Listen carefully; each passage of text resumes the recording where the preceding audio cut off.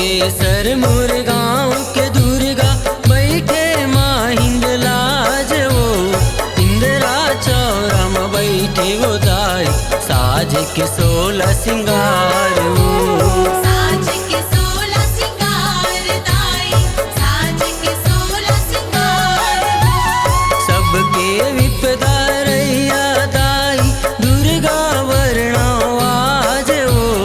कहीं हर युग माँ माया दाई लीला गजब रचाए वो लीला गजब रचाए दाई लीला गजब रचाए वो ये जोता वाली वो रणचंडी काली वो ये जोता वाली वो रणचंडी काली वो मोरे गाँव के हे दुर्गा दाई मोरे गाँव के मोरे गाँव के हे दुर्गा दाई मोरे गाँव के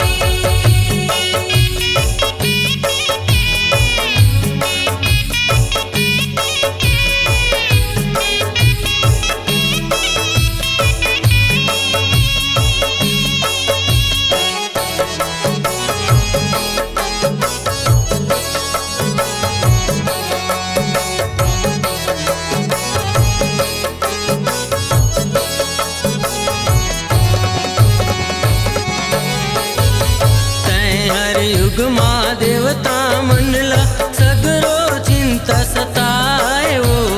बड़े बड़े बलवान महिषासुर के पार कोनो नहीं पाए वो पार कोनो नहीं पाए दाई पार कोनो नहीं पाए ब्रह्मा के वरदान दानो नारी बरन में आए हो कहाँ ले आई वो नारी है देवता विचार लगाए वो देवता विचार लगाए दाई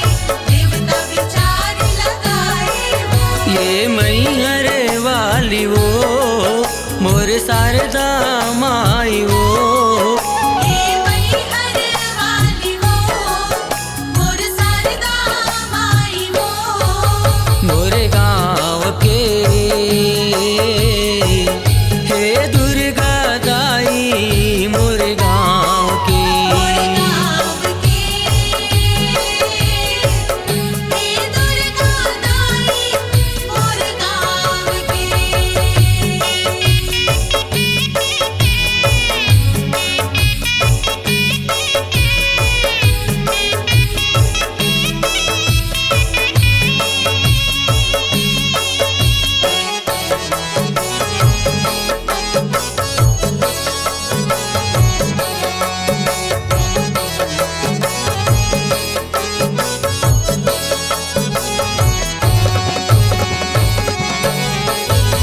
ब्रह्मा विष्णु शंकर देवन तेज अपन बहिराए वो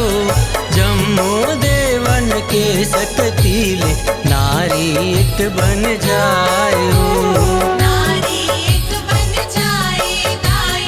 नारी एक बन जाए वो सूरज बरन रूप दम के देवी के 16 सिंगार सजाए हो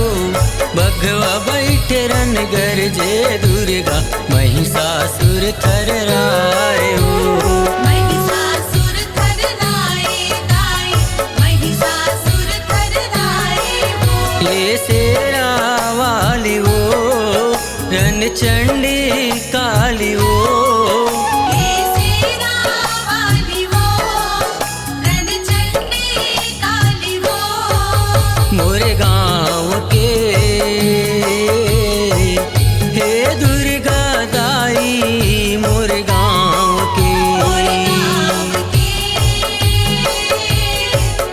हे दुर्गा दाई मोरे गाँव के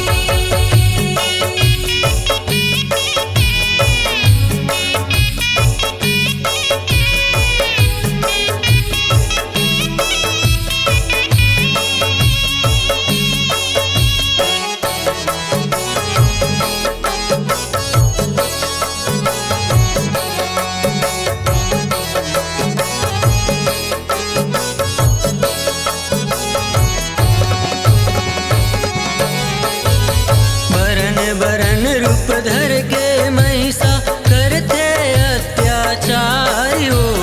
हरि के बरिज नहीं मानिस पापी महिषासुर दुराचारी हो।